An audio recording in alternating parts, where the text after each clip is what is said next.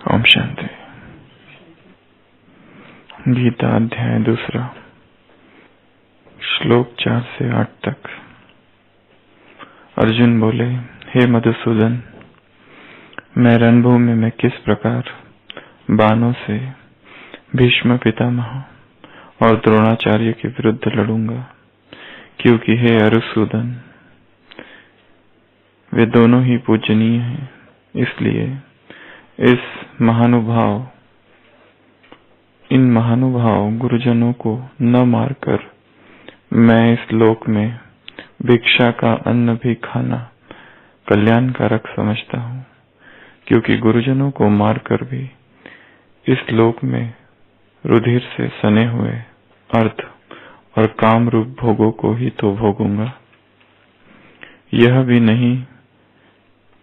हम यह भी नहीं जानते कि हमारे लिए युद्ध करना और न करना, इन दोनों में से कौन सा श्रेष्ठ है, अथवा यह भी नहीं जानते कि उन्हें हम जीतेंगे या हमको वो जीतेंगे।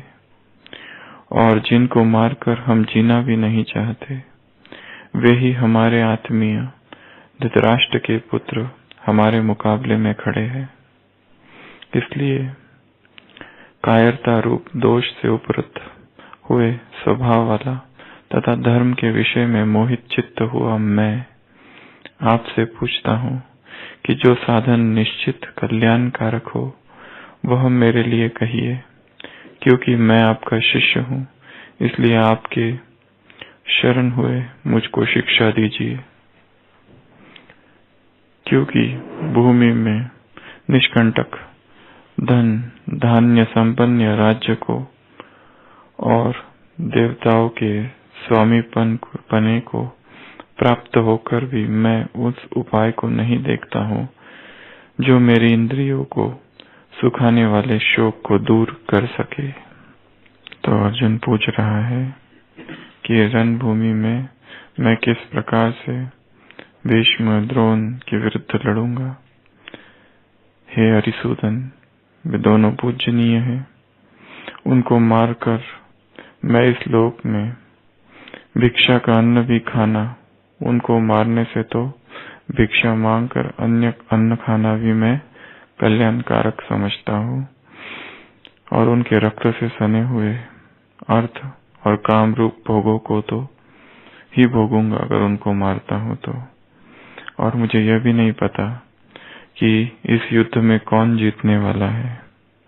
और ऐसा मोहित हुआ मेरा चित्त, मैं आपसे पूछता हूँ कि जो कल्याणकारक हो वो मेरे लिए कहिए, क्योंकि मैं आपका शिष्य हूँ। इसलिए आपके शरण हुए मुझको शिक्षा दीजिए।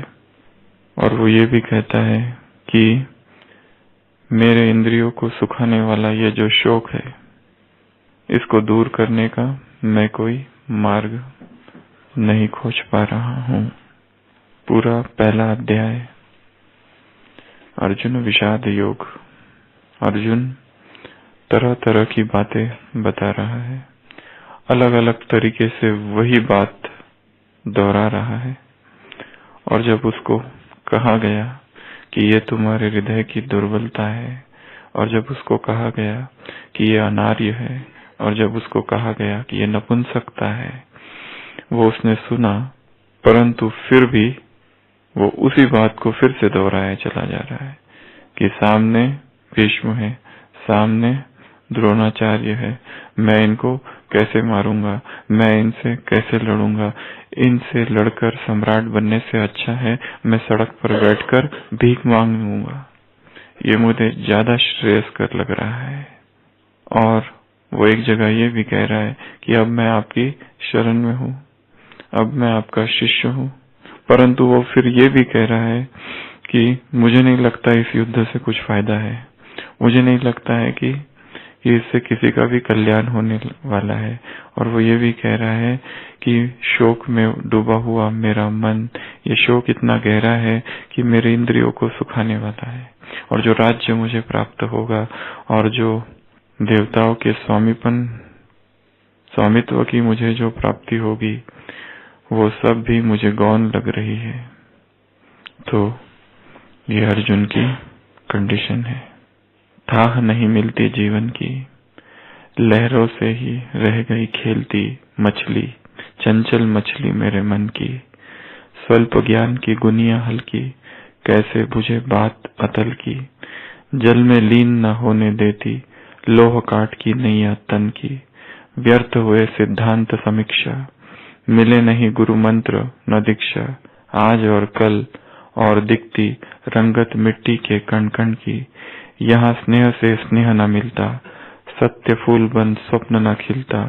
स्वार्थ बन गया स्वामी, भूली बुद्धि थकी चेरी शन की। थाह नहीं मिलती जीवन की, लहरों से ही रही खेलती चंचल मछली मेरे मन की।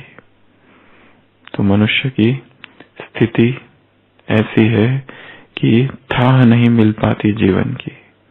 जीवन रूपी जो समुद्र है उसकी थाह नहीं मिलती, लहरों से ही खेल रही कौन? चंचल मछली मेरे मन की। तो यही मनुष्य की स्थिति है, निरंतर द्वंद्व, निरंतर जैसे कि जीवन एक बेबूझ पहेली है, एक पजल है जिसे वो हल करने में लगा हुआ है। यहाँ पर एक बहुत सूक्ष्म बात है कि अर्जुन ने अपना पक्ष रखा कि ये मेरे साथ हो रहा है, ऐसा ऐसा मुझे लगता है, और फिर उसे उत्तर दिया गया। क्या उत्तर दिया गया? कि ये तुम्हारे हृदय की दुर्बलता है। उसे उत्तर दिया गया ये तुम्हारे योग्य नहीं है, ये तुम्हें शोभता नहीं है, ये अनार्य है, ये तुम्हारे कीर्ति के लायक नहीं है, ये नपुंसकता है। इतना कहा भगवान ने, फिर भी वो वही प्रश्न फिर से पूछ रहा है। उसी कोने को उसने फिर से पकड़ा और क्या कह रहा है? फिर वही बात, फिर वही बात, फिर वही बात। मैं लड़ू कैसे भीष्म द्रोण? मैं लड़ू कैसे मेरे भाई? मैं लड़ू कैसे? इनको मारकर मुझे क्या मिलेगा? इसका अर्थ वो सुन ही नहीं रहा था। जब उसे ये कहा जा रहा था इसके पहले श्लोक में कि तुम ऐसा नहीं सोचो, हृदय दुर्बल्यम, ये तुम्हारे हृदय की दुर्बलता है। इसका अर्थ जब उसे ये कहा गया था वो अपने ही भावों में लीन था, अपने ही शोक में इतना डूबा हुआ था कि वो सुनते हुए भी नहीं सुन रहा था। इसलिए तो फिर से उसने वही प्रश्न पूछा जो अब तक वो पूछते आ रहा था। ये मनुष्य का स्वभाव है कि वो प्रश्न तो पूछता है, परंतु जब उत्तर दिया जाता है वो उत्तर सुन रहा नहीं होता है, वो अपने ही विचारों में खोया होता है। प्रश्न तो पूछ लिया और बहुत विस्तार से पूछा, और जब उत्तर दिया जा रहा है तब भी वो उत्तर को नहीं सुन रहा है। आर्ट ऑफ लिसनिंग, इसकी जबरदस्त कमी है। क्यों नहीं सुन पा रहा है वो? क्योंकि अपने ही विचारों में खोया हुआ है। सुन रहा है फिर भी नहीं सुन रहा है। Listening, hearing but not listening, खाली सुन रहा है, सुन ही नहीं रहा है। पर एक मनोविज्ञान का ये सिद्धांत है कि दो व्यक्ति जब आपस में बात कर रहे होते हैं, जब पहला बोलता है तो दूसरा मुझे क्या बोलना है उसकी तैयारी में है। इस तैयारी में नहीं है कि क्या बोला जा रहा है उसे मैं समझूं। किस तैयारी में है? कि अब मुझे क्या बोलना है, इस तैयारी में। प्रश्न हम किसी से पूछते हैं, कई लोग आते हैं यहाँ पर, बहुत सारे प्रश्न पूछते हैं। प्रश्न पूछने के बाद जो उत्तर दिया जा रहा है उसमें उनकी बहुत कम रुचि है। रुचि, उत्सुकता किसमें है? प्रश्न पूछने में।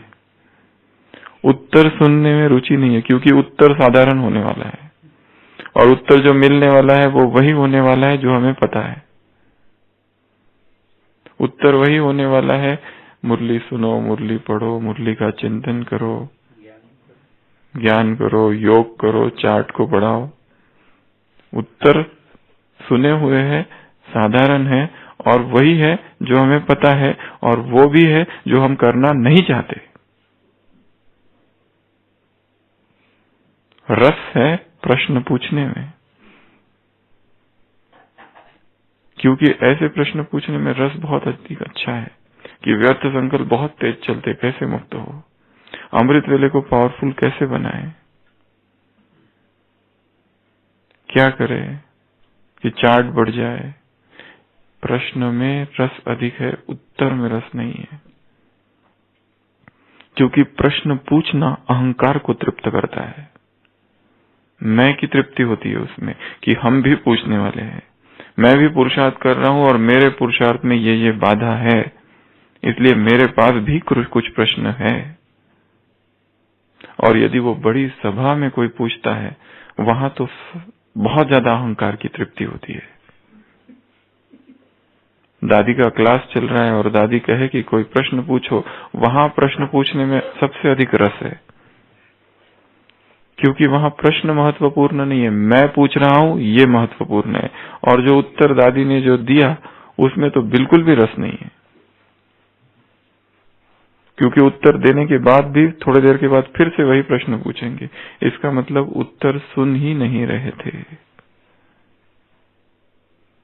तो यहाँ पर जो इसके पहले श्लोक में कहा गया कि ये तुम्हारे हृदय की दुर्बलता है, ये नपुंसकता है, ये अनार्य है, तुम्हारी कीर्ति इससे नहीं होगी, अकीर्ति कारक है ये तुम्हारे लिए।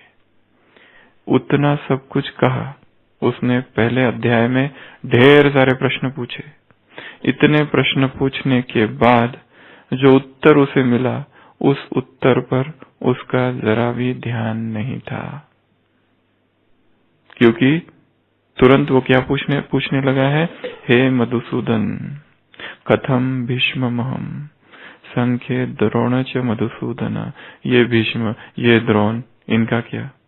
इसी का तो उत्तर दिया था, ये तुम्हारे योग्य नहीं है, परंतु फिर से वही प्रश्न पूछ रहा है। इषुभिः प्रतियोत्स्यामि, मैं इनका प्रतिकार, काउंटर अटैक कैसे करूं?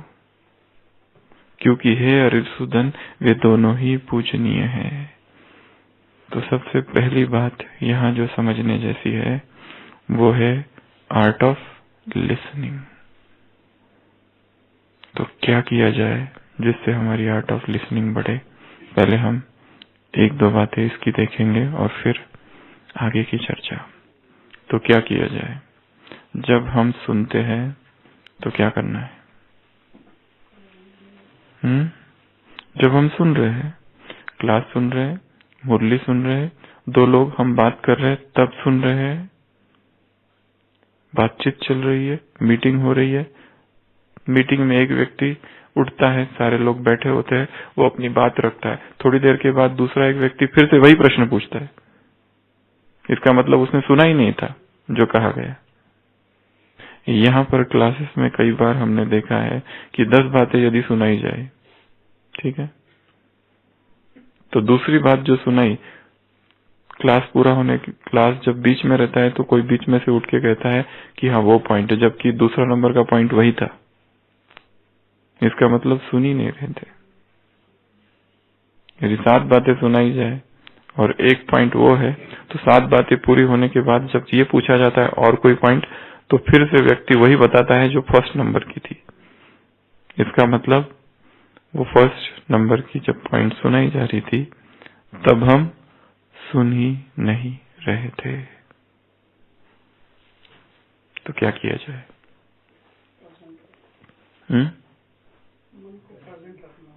मन को प्रेजेंट रखना और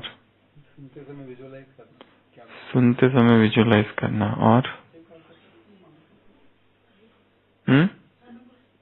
अनुभव। दो लोग आपस में बात कर रहे हैं, कोई बात बता रहा है, मेरे यहाँ ऐसा हुआ, मेरे वहां वैसा हुआ, दो आपस में बात कर रहे हैं और एक ही व्यक्ति दूसरा जब बोल रहा है तब दूसरा अपनी प्लानिंग कर रहा है, मुझे क्या बोलना है, क्या किया जाए।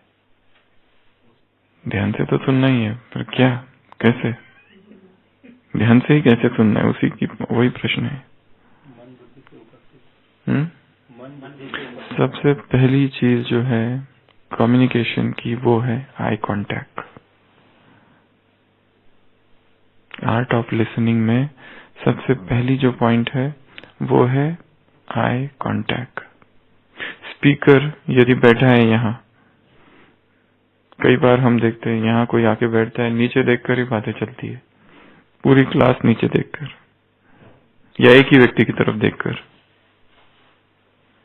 आई कांटेक्ट होना चाहिए सबके साथ, जितने बैठे हैं उन सब के साथ एक, यदि दो लोग हैं तो उस एक के साथ। सबसे पहली पॉइंट तो ये है। यहाँ इसके पहले जब भगवान ने उससे कहा तब शायद उसका ध्यान ही नहीं था। आई कांटेक्ट था क्या? शायद नहीं। First is eye contact. Second point is जज नहीं करो, डू नॉट जज। जो कहा जा रहा है उसको तुरंत जज नहीं करो, ये ऐसा है। प्लेन बुद्धि होकर सुनो, आने दो पहले बात को अपने अंदर, तुरंत डू नॉट जज। तीसरी पॉइंट है डू नॉट इंटरप्ट। व्यक्ति जो बोल रहा है उसकी बात को काटो नहीं, पूरा करने दो उसको। इतना धैर्य ही नहीं है कि हम पूरी बात सुने, इससे पहले कि वो बात पूरी करें हम उसको काट देते हैं। यहाँ अर्जुन क्या कर रहा है, पूरा गीता में 700 श्लोक अर्जुन बार बार बार बार सुनता ही नहीं है, परंतु धैर्य भी देखो कितना है भगवान का, कि जो उसके हर चाइल्डिश बचकानी बात को रोक कर फिर एक्सप्लेन करते हैं कि ये ऐसा है, ये ऐसा है। फिर वो पूछता है ये ऐसा क्यों है, अभी देखो उसे बता दिया गया है, फिर भी वही पूछता है ये मेरे द्रोण और मेरे भीष्म में क्या करूं। अरे उसी का तो उत्तर दिया था थोड़ी देर पहले, फिर से वही पूछता है। अभी ये पूरा होगा, फिर से वो बार बार बार बार बार बार एक ही एक चीज दोहराते जाता है, कहीं यहाँ से पकड़ता है कभी वहां से पकड़ता है, पर बात एक ही है, क्योंकि उसे मोह उसका इतना गहरा। इसके दूसरे भी कुछ कारण है, वो हम देखेंगे, परंतु do not interrupt, listen without judgement and make eye contact. Next, और सुनते समय आर्ट ऑफ लिसनिंग में क्या,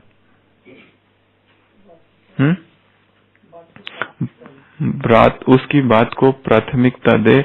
मुझे बोलना है इसको प्राथमिकता ना दे। आज सुबह का वरदान है, पहले आप किस में, दूसरों को बोलने देने में। मैं ही बोलूं नहीं, पहले आप, तुमने बहुत बोल लिया, अब उसको चांस दो, उसको अवसर देना। इसमें भी पहले आप बोलो फिर हम बोलेंगे। पहले आप अपनी बात पूरी करो फिर हम बात करेंगे। पहले उसको शुरुआत से अंत तक अपना मुद्दा, अपना विचार जो भी है वो रखने दो, फिर हम अपना निर्णय देंगे। बीच में काटना, बीच में उतरना, लड़ना, ये सब नहीं। ये art of communication, art of listening के विरुद्ध है। और क्या,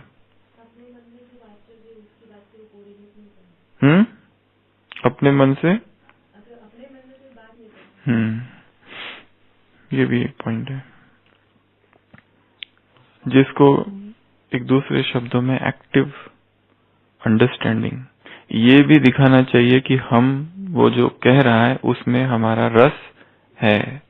बाबा क्या कहते, कान दिलाओ, ये सब जो है ये क्या है, कि हम सुन रहे हैं, उसको लगे कि हम भी सुन रहे हैं। विदेशियों को आपने देखा होगा किस तरह से सुनते हैं और भारतीय कैसे सुनते हैं। वो थोड़ा सा दिखाते हैं कि हम लोग सुन रहे हैं। तो मेक ऐसा दिखाना कि आप अंडरस्टैंड कर रहे हो। और जो बात कही यहाँ पर कि हर एक व्यक्ति अपने अपने रीति से सुनता है, अपने मतलब की बात निकालता है, उसमें से जो मन में चल रहा है उसी को कोरिलेट करता है, वहां पर जज करता है, बीच बीच में विचार करता है। पहले सुनना अर्थात think without, listen without thinking, listen without judging, listen with active interest. पूरा एक्टिव इंटरेस्ट के साथ उस बात को सुनना। हम यदि इंटरेस्ट ही ना दिखाए तो सामने वाला चुप हो जाएगा, शायद वो बात नहीं कहेगा जो उसे कहनी है। तो ये 3-4 ही बातें हैं, परंतु बहुत महत्वपूर्ण है। Do not interrupt, listen with interest, make eye contact, listen without judgement, listen without thinking at that time. वहां पर बहुत सारे विचार नहीं लाते रहो, अपने विचारों को उस विचारों पर ये नहीं करो प्रोजेक्ट। और जब तक वो पूरा बात कह ना दे तब तक शांत रहो, धैर्यता से सुनना। यहाँ अर्जुन में अधैर्य है, इसके लिए वो बार बार बीच बीच में हस्तक्षेप करता है, क्योंकि मन दुखी है, उदास है, शोक से भरा हुआ है।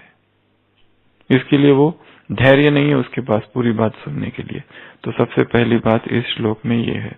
उसके बाद वो क्या कह रहा है कि इन गुरुजनों को न मारकर मैं क्या करूं, मुझे सम्राट बनने से तो क्या ज्यादा अच्छा लगता है, भीष्म भिक्षा मांगना, ये ज्यादा मैं आई प्रिफर, ये मैं इसको प्राथमिकता दूंगा। मैं इनके रुधिर से, इनके रक्त से सने हुए भोग मुझे नहीं चाहिए। यहाँ पर एक बहुत सूक्ष्म साइकोलॉजी की बात है। मनुष्य का मन अति में डोलता है। एक तरफ तो सम्राट बनना है और दूसरी तरफ वो नहीं तो सीधा क्या, भिखारी, सड़क पर भीख मांगना मुझे ज्यादा श्रेयस्कर है। बीच का मार्ग मुझे ठीक पसंद नहीं आता है।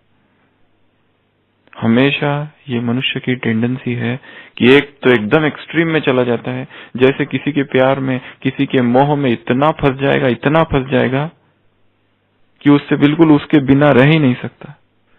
और जब उसे धोखा मिले या कुछ हो जाए तो उससे इतनी घृणा, इतनी नफरत कि एकदम एक्सट्रीम में चला जाता है। सबसे ज्यादा नफरत उसी से। सबसे ज्यादा दुश्मन कौन लोग बनते हैं दुनिया में, जो पहले दोस्त होते हैं। एक कोने से दूसरे, एक पोलैरिटी से दूसरी पोलैरिटी, इस ध्रुव से इस ध्रुव तक चला जाता है। ये उसका स्वभाव है। मजलिम निकाय, महात्मा बुद्ध ने अपने मार्ग को नाम दिया पाली भाषा में मजलिम निकाय, अर्थात द मिडल पाथ, बीच का मार्ग। ये मजलिम निकाय, बाबा ने भी जो मार्ग बताया है वो बीच का मार्ग है।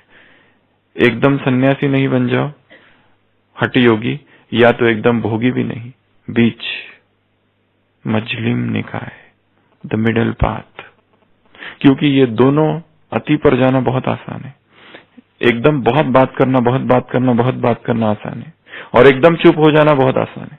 बात ही नहीं करना किसी से, कोई लेना देना नहीं, बिल्कुल मौन, ये दोनों आसान है। एकदम भोजन में डूब जाना बहुत आसान है।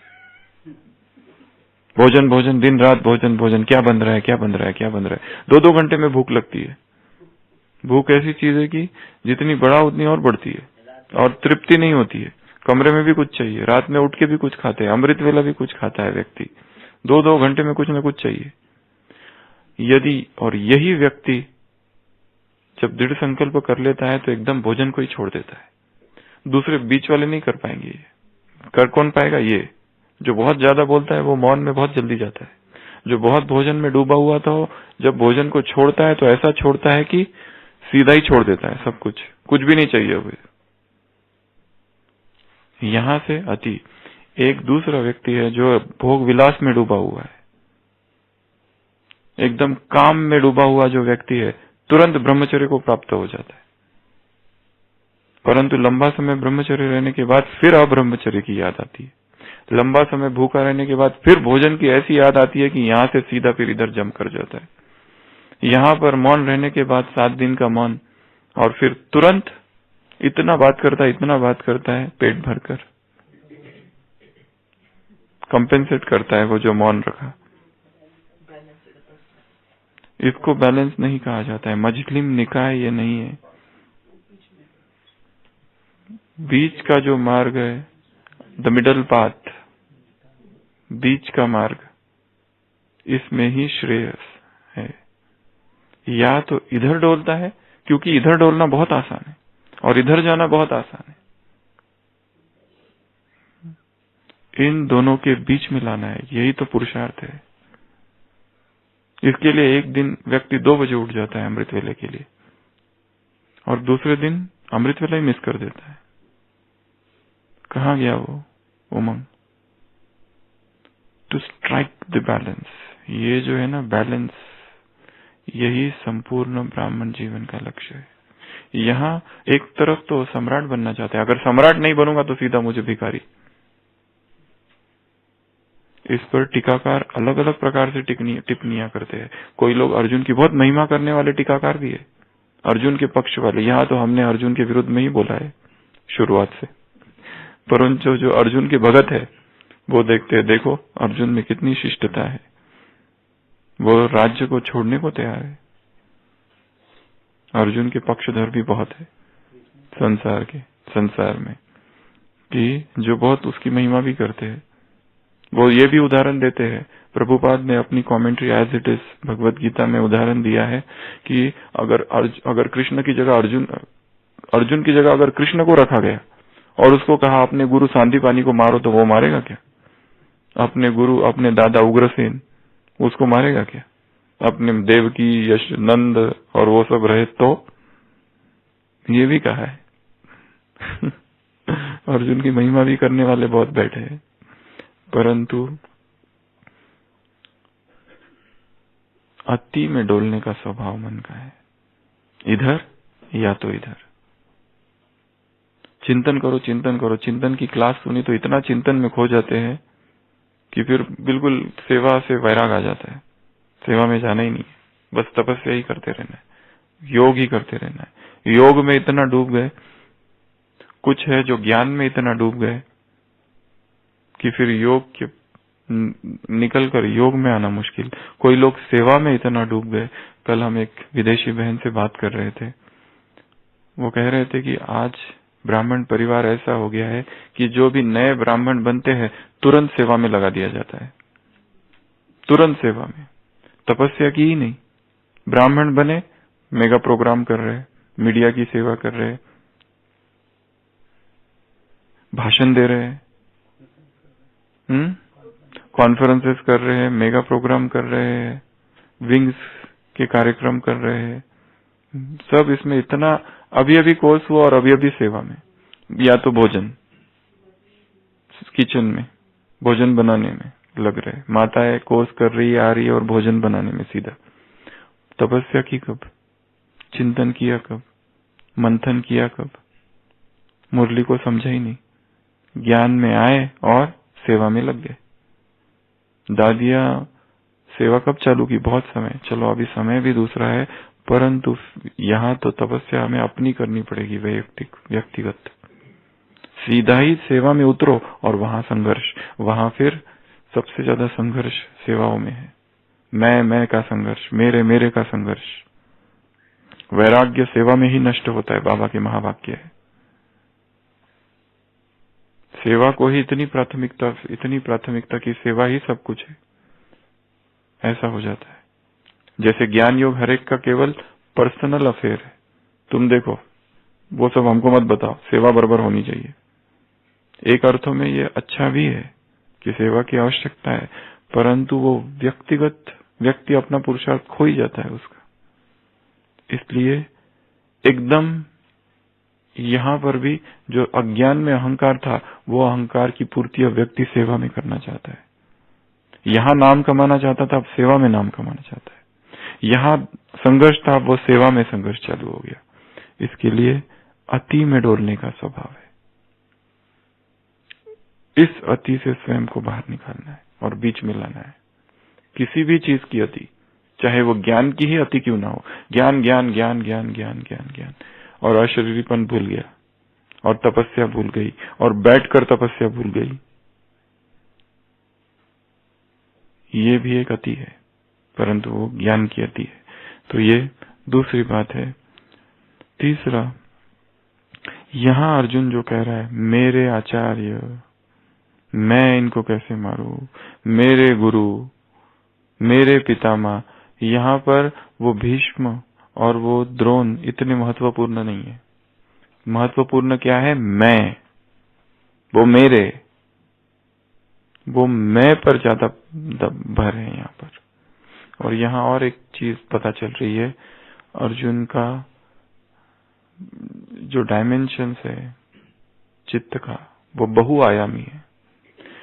हर एक व्यक्ति एक रीति से नहीं सोच रहा है, वो इतनी मन की अलग अलग अवस्थाओं से गुजर रहा है, जिसको साइकोलॉजी में कहते हैं गेस्टाल्ट साइकोलॉजी।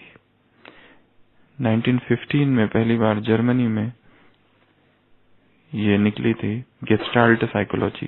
गेस्टाल्ट साइकोलॉजी कहती है कि एक ही व्यक्ति एक ही चीज को अलग अलग रीति से देखता है। जैसे इस किताब को यदि कोई देखे, तो यहाँ 10 व्यक्ति यदि बैठे हैं, तो हर एक व्यक्ति इसको अलग अलग रीति से देखेगा। जैसे कोई देखेगा ये किताब है, कोई देखेगा, कोई भगत है तो देखेगा ये भगवान के महावाक्य है, कोई तीसरा देखेगा तो कहेगा ये एक फिलॉसफी है। एक ही चीज को हर एक व्यक्ति अपने अपने तरीके से देखता है। अर्जुन के मन में भी ऐसी ही दुविधा चल रही है। इतने डायमेंशंस हो गए हैं, इतने आयाम हो गए हैं अंदर, कि वो एक ही बात को अलग अलग रीति से देख रहा है। और ये केवल उसकी स्थिति नहीं, हर एक मनुष्य की स्थिति है। हम ये जो होल है एज अ, वो नहीं देख पाते, टुकड़ा टुकड़ा देखते हैं उस चीज का। जीवन में जो परिस्थिति आई उसका टुकड़ा टुकड़ा देखते हैं, उसके लिए मन पूरा उसको समझ नहीं पाता है। हर व्यक्ति उसको अलग अलग रीति से देख रहा है। पॉल बेक नाम की एक ऑथर है, उसने अपनी जीवन कहानी जो लिखी थी, उसमें उसने, अमेरिका की जो ऑथर है, उसने नाम दिया था माय सेवरल वर्ल्ड्स, मेरे अनेक संसार। भगवान कहते हैं ना, एक संसार है, एक नहीं है, कितने संसार है? जितने व्यक्ति है उतने संसार है, और उसमें भी एक एक व्यक्ति के अनेक अनेक संसार है। एक संसार आपने खड़ा कर रखा है, अपना व्यक्तिगत संसार, एक इमोशनल संसार, एक फाइनेंशियल, एक आर्थिक संसार, एक रिलेशनशिप वाला संसार। एक ही मन में कितने संसार है? एक प्रोफेशनल संसार, शत्रुओं का संसार, एक फ्रेंड सर्कल, एनिमी सर्कल, एक सोशल सर्कल। कितने संसार है एक ही व्यक्ति में? एक ही व्यक्ति कितने विभागों में बट गया है। एक नहीं है वो, दिखाने वाला कुछ और है कुछ और, बनना कुछ और चाहता है, और है वास्तव में कुछ और ही, जो किसको ही नहीं पता और उसको भी नहीं पता। जैसा वो बोल रहा है वैसा वो है नहीं, जैसा वो कर रहा है वो भी वो नहीं है। उसकी सोच, उसके बोल और उसके कर्म अलग अलग दिशा में भाग रहे हैं, और वो कर रहा क्या है उसको ही नहीं पता। यहाँ अर्जुन भी ऐसा ही बट गया है व्यक्तित्व उसका। वो चीज को वैसा नहीं देखता, गेस्टाल्ट साइकोलॉजी, वो उस चीज को वैसा नहीं देख पा रहा, अलग अलग रीति से देख रहा है। कभी यहाँ खड़े होता है, कभी वहां खड़े होता है, कभी वहां खड़े होता है, कभी वहां खड़ा होता है। इसलिए यहाँ सीखने की बात एक है कि यदि किसी चीज को हमको समझना है, उसको हर रीति से समझना पड़ेगा। जैसे ये यदि मुरली है, तो इस मुरली को यदि पूरी रीति से समझना है, तो उसके हर डायमेंशन को समझना पड़ेगा। टाइम, प्लेस, पर्सन, कब ये मुरली सुनाई गई, किसके सामने सुनाई गई, कौन से समय में सुनाई गई, परिस्थितियां कौन सी थी, तभी इस मुरली को सुनने में पूरा रस आएगा। हम केवल अपने एक ढंग से सुनते हैं और कई लोगों की आदत हो गई एक ही ढंग से मुरली लिख रहे हैं, वही प्रश्न उत्तर, 2-3 महावाक्य और धारणा और सार और श्लोकन वरदान, वो एक ही पैटर्न बन चुका है, उसी को फॉलो कर रहे हैं। उसमें कोई नवीनता कुछ है ही नहीं। एक ही चीज को यदि समझना है तो वो पूरे हाथी को समझना पड़ेगा, नहीं तो हम भी क्या हो जाएंगे, क्या हो जाएंगे, ब्लाइंड। ब्लाइंड की क्या परिभाषा दी है आज की मुरली में आशीष भाई? बाबा ने कहा है ये है ब्लाइंड, इंग्लिश शब्द का प्रयोग किया है, इन्हें ब्लाइंड कहा जाएगा। टुकड़ा टुकड़ा नहीं देखो, पूरा देखना पड़ेगा तो ही कहा जाएगा, अदरवाइज यू आर ब्लाइंड। ज्ञानी कौन है? ज्ञान इसको, मैं इसको ज्ञान घोषित करता हूं, भगवान ने कहा है इस सृष्टि के आदि मध्य अंत को जानना ही ज्ञान है। जो इस सृष्टि के आदि मध्य अंत को नहीं जानता उन्हें ब्लाइंड कहा जाएगा, दृष्टिबाधित। सूरदास, इस सृष्टि के आदि मध्य अंत को जानना अर्थात ज्ञान, इस सृष्टि के आदि मध्य अंत को नहीं जानना अर्थात ब्लाइंड। हम बात कर रहे हैं हर एक व्यक्ति की अपनी ही सृष्टि है। माय सेवरल वर्ल्ड्स, उसने नाम दिया है। पहले चीन में थी वो, पर्ल बक, कितना समय चीन में बिताया, चीन की क्रांतियां देखी, चीन के आंदोलन देखे, सब कुछ देखा। बाद में अमेरिका गई और बाद में फर्स्ट अमेरिकन वुमन है टू विन नोबल लिटरेचर में नोबल प्राइज, पुलिट्जर अवार्ड और कितने अवार्ड। परंतु उसने अपनी जीवन कथा का नाम क्या दिया? मेरे अनेक संसार, माय सेवरल वर्ल्ड्स। हाँ, ये तो सब बहाने हैं हम जो खोज के रखे हैं ब्राह्मणों ने। हमने ऐसे ऐसे शब्द अपनी सुविधा के लिए खोज के रखे, बाकी हम भी ब्लाइंड ही है। जो आज की मुरली में बात कही है सृष्टि, वो हम पूरी 5000 साल की सृष्टि तो छोड़ दो, हम बात कर रहे अपनी सृष्टि की, माय सृष्टि। ये जो मेरी सृष्टि है, इसको यदि आदि मध्य अंत को मैंने नहीं समझा तो मैं क्या हूं? ब्लाइंड हूं। अर्थात इस ब्राह्मण जीवन के आदिकाल को, मध्यकाल को, अंत, अर्थात मेरे जीवन के आदिकाल के, मध्यकाल को और अंतकाल को, अंतकाल जो आने वाला है उसको यदि मैंने अब नहीं समझा अर्थात मैं ब्लाइंड हूं। ये ब्लाइंड की परिभाषा है। तो तीसरी बात यहाँ जो हम कह रहे हैं कि एक चीज को अलग अलग डायमेंशन से समझने की कोशिश करना है। एक ही चीज को एक ही ढंग से नहीं, एक ही पैटर्न से नहीं, अलग अलग ढंग से समझो।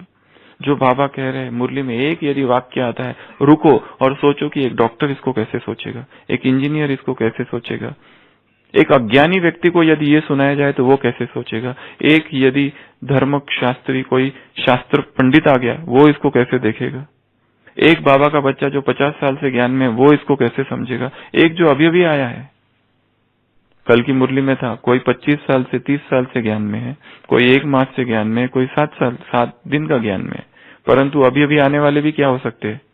तीखे जा सकते हैं, गैलप कर सकते हैं।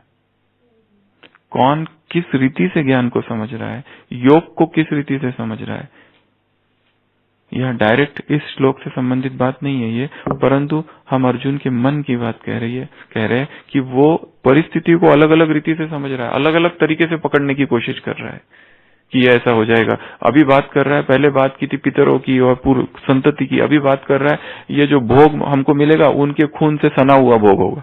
ये नया पॉइंट निकाला अब उसने, ये जो भोग मुझे मिलेगा, राज्य मिलेगा, उनका खून इसमें लगा हुआ होगा, ये राज्य मुझे नहीं चाहिए। एक नई पॉइंट बताई उसने, माना एक ही चीज को, अच्छा अटेम्प्ट है, गुड अटेम्प्ट, बात सही है, हम भी उसकी तारीफ कर रहे हैं आज कि वो सही कर रहा है कि एक ही बात को अलग अलग रीति से समझने की कोशिश कर रहा है। हाँ, कुछ तो मान जाए सामने वाला व्यक्ति कि भाई हाँ ये तुमने सही किया, बराबर, यू आर राइट, आप छोड़ दो ये इस युद्ध को। पर वो कृष्ण ये कहने को तैयार ही नहीं है, वो तो अलग अलग रीति से कह रहा है, पर कृष्ण ये कहता ही नहीं उसको कि तू राइट है, वो तो सीधा उसके अहंकार पर ही आक्रमण कर दिया, ये तेरी कायरता है, नपुंसकता है, हृदय की दुर्बल्य है। तो नहीं, वो उसको उत्साहित कर रहा है, बोलो, बोलते जाओ, पर मानने को तैयार नहीं है। पर ये भी अलग अलग रीति से पकड़ रहा है चीजों को, परंतु उसके मन की स्थिति देखो, डायमेंशन। यहाँ सीखने की बात है, पहली सीखने की बात बताई आर्ट ऑफ लिसनिंग, दूसरा पॉइंट बताया वो आर्ट ऑफ लिसनिंग में हो गया। दूसरा पॉइंट बताया क्या, वो लिसनिंग में सब हो गया, वो लिसनिंग का हो गया पॉइंट, वो लिसनिंग में अभी बात चल रही है। इसलिए कह रहा हूँ ना, लिसनिंग जो है ना बहुत बड़ी आर्ट है। हाँ, एज अ होल, कोई भी चीज को टुकड़ा टुकड़ा नहीं समझो, एज अ होल सारा डायमेंशन को समझना, गेस्टाल्ट फिलोसॉफी, ये अभ्यास करना है। और एक चीज जो बताई हमने कि वो जो मैं, मेरे गुरु, वो गुरु इतने महत्वपूर्ण नहीं है, मैं जो है ना वो ज्यादा महत्वपूर्ण है। वो अपने अहंकार की ही तृप्ति है यहाँ पर, उसकी जो अपनी एक इमेज है उसको वो प्रिजर्व करना चाहता है कि मैं एक अच्छा व्यक्ति हूँ।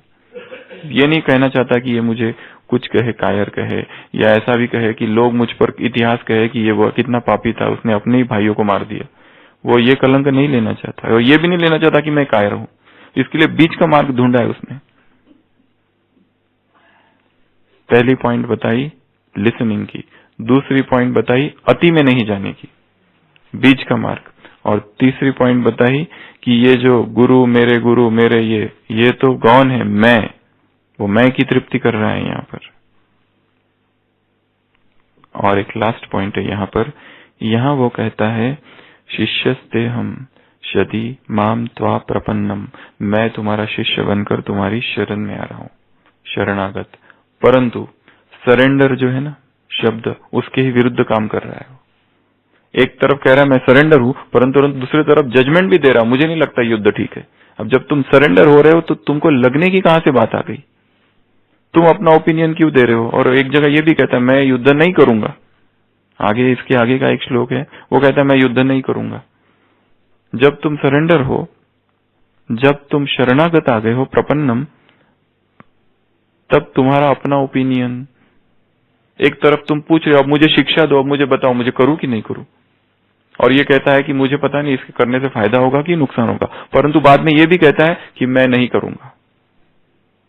विरोधाभास हो गया ना, दोनों तरफ विरोधाभास हो गया। तो जो सरेंडर है शब्द बहुत गहरा है, इतना आसान नहीं है। उसका वस्त्र से या बैच से कोई संबंध नहीं है, उसको किसी स्थान में रहने से भी उसका कोई संबंध नहीं है, उसका संबंध किसी समारोह से तो बिल्कुल ही नहीं है, सेरेमनी। ना तो वस्त्र से संबंध है, ना तो बैच से संबंध है, ना तो स्थान से संबंध है, ना ही समारोह से संबंध है। ये चारों ही चीजों से उसका कोई लेना देना नहीं। हाँ, उसकी एक KG1 KG2 हो सकता है, उसका प्रिलिमिनरी। अगर ये इसी को ही, चारों को ही सब कुछ समझ लिया तो यही सबसे बड़े अहंकार का कारण भी बन सकता है। अगर इन चारों में से किसी एक को भी समर्पण की परिभाषा में समझ लिया तो ये चारों ही अहंकार को ही पोषित करेंगे।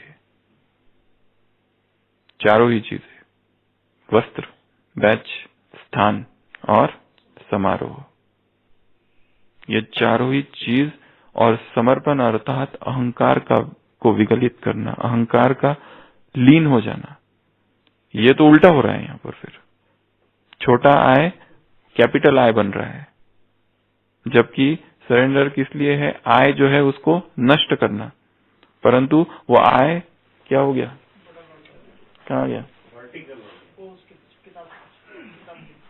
आय, ये यहाँ आय है, छोटा आय, यहाँ व्यक्ति या ज्ञान काल में, यहाँ उसने एंट्री की, ये स्थान है, ये बैच, ये उसके कपड़े, ये उसका समारोह हो रहा है। ये आय जो है इसमें से गुजरा और ये निकला यहाँ बनकर, कैपिटल आय। ये हुई, ये है प्रोसेस समर्पण की। यहाँ से चालू किया और वो यहाँ बन के निकला, और लक्ष्य क्या था, इसको नष्ट कर देना, पर कुछ और ही हो गया। इसलिए जरूरी सब है, परंतु ये भी समझना है कि ये जो प्रोसेस है ये मैं को नष्ट करने की प्रोसेस है। यदि मैं बढ़ रहा है, पोषित हो रहा है, धष्ट पुष्ट हो रहा है, मैं की ओबेसिटी बढ़ रही है, वेट बढ़ रहा है मैं का, तो शायद ये समर्पण नहीं है। अर्जुन की यही दशा है। एक तरफ कह रहा है मैं तुम्हारी शरण में हूँ, प्रपन्नम, एक तरफ कह रहा है मैं तुम्हारा शिष्य हूँ, मुझे शिक्षा दो, परंतु तुरंत बाद में भी कहता है कि मुझे नहीं लगता है कि युद्ध करना चाहिए। खुद ही ओपिनियन दे रहा है। पूछ रहे हो और उत्तर भी खुद ही देते हो। जैसे यहाँ कई भाई बहने आते हैं, पूछते हैं क्या करो, हम नौकरी करें कि नहीं करें। जब उनको हम कहते हैं कि नौकरी नहीं करो, तो कहते हैं कैसे कैसे नहीं करें। और जब किसी को कहते हैं कि करो, फिर कहते हैं बाबा ने कहा है सब कुछ छोड़ दो। दोनों तरफ से उत्तर देते हैं, दोनों तरफ से उत्तर है। तो ये 4 चीजें आज बताई।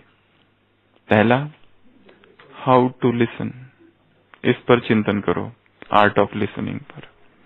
दूसरा बताया, अति में नहीं जाना है, मध्यम निकाय, द मिडल पाथ। तीसरा बताया, जब भी मैं कहता हूं मैं मेरे, वो जो व्यक्ति है ना, ये ज्यादा महत्वपूर्ण नहीं है, वो मैं ही महत्वपूर्ण हो रहा है। मेरी सेवा महत्वपूर्ण नहीं है, मैं ज्यादा महत्वपूर्ण है। मेरा प्रश्न, वो प्रश्न महत्वपूर्ण नहीं है, मैं पूछूं। अगर कोई दूसरा ही वही प्रश्न पूछ लिया ना, फिर उसका तो उत्तर सुनने में बिल्कुल रुचि नहीं है हमारी। मैं एक प्रश्न पूछना चाहता हूं दादी से सबके सामने, ठीक है, पर मेरे जगह सुशील भाई ने प्रश्न पूछ लिया। अब मुझे कोई रस ही नहीं है उस इंटरेस्ट में, दादी क्या उत्तर दे, क्योंकि पूछना मुझे था। उत्तर में रस नहीं है, रस किस में है, मैं में रस है। सेवा मैं करूं, मेगा प्रोग्राम मैं करूं, हमारे सेंटर करे, इसमें ज्यादा रस है। पर मेगा प्रोग्राम हम नहीं थे, कहीं बाहर चले गए और हो गया, उसमें अब रस कम है। मेरे बिगर कोई सेवा हो रही है, पर अच्छी सेवा हुई, परंतु मैं अगर हूं उसमें तो वो रस ज्यादा है। इस मैं को चीजों से हटाते जाना, ये तीसरी पॉइंट है। और चौथा, समर्पण यदि है तो वो अनकंडीशनल समर्पण हो। उसमें फिर ये प्रश्न कहां से, उसमें फिर ये कहां से, एक तरफ फिर ये हमारी अर्जुन की सी अवस्था हो जाएगी कि प्रश्न भी पूछो, उत्तर भी काटो। जैसे लास्ट उदाहरण और फिर पूरा करते हैं। एक छोटा सा बच्चा जिसका खिलौना टूट गया, टुकड़े टुकड़े हो गए, वो जोड़ने वाला खिलौना, बहुत कोशिश की, नहीं ठीक हुआ। कविता है एक इंग्लिश की। फिर भगवान के पास जाता है, कहता है Lord please help mend it. तो भगवान के पास सारा वो खिलौना टूटा टूटा रख देता है। तो भगवान उस खिलौने को जोड़ना चालू करते हैं। वो कहता है इधर से नहीं, इधर से जोड़ोगे, क्या कर रहे हो, अरे रे इधर जोड़ो, ये तो मैं कर चुका हूँ। फिर भगवान दूसरा करते, अरे ये भी मैं कर चुका हूँ, उधर से जोड़ो। तो भगवान जोड़ रहे हैं, तो वो लड़का भगवान को इंस्ट्रक्शन दे रहा है बीच बीच में, इधर से जोड़ो, उधर से जोड़ो, ये करो। फिर भगवान कहता है ले तेरा खिलौना तू ही जोड़। ये सरेंडर नहीं है।